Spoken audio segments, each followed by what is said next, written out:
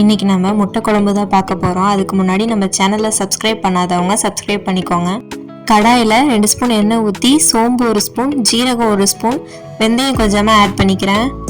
இந்த பிரியாணி ஸ்பைசஸ் மட்டும் ஆட் பண்ணிவிட்டு பச்சை மிளகாய் 2 ஆட் பண்ணியிருக்கேன். கருவேப்பிலை கொஞ்சம் ஆட் பண்ணிட்டு இஞ்சி பூண்டு பேஸ்ட்டு, வெங்காயம், அதில் உப்பு கொஞ்சம் ஆட் பண்ணி நல்லா வதக்கிக்கலாம். இது நல்லா வதங்கினதுக்கப்புறம் மிளகாத்தூள் 1 ஸ்பூன், மல்லித்தூள் 1 spoon, garam masala 1 spoon add பண்ணி வதக்கினதுக்கப்புறம் தக்காளி பேஸ்ட் எடுத்து வச்சுருக்கேன், அதை ஊற்றிக்கிறேன். இப்போ தேவையான அளவு தண்ணி ஊற்றிட்டு தேங்காய் மட்டும் நான் அரைச்சி வச்சுருக்கேன், அதையும் ஆட் பண்ணிக்கிறேன்.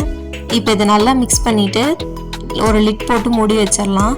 ஒரு கொதி வந்ததுக்கப்புறம் முட்டையை உடச்சி ஊற்றிக்கிறேன்.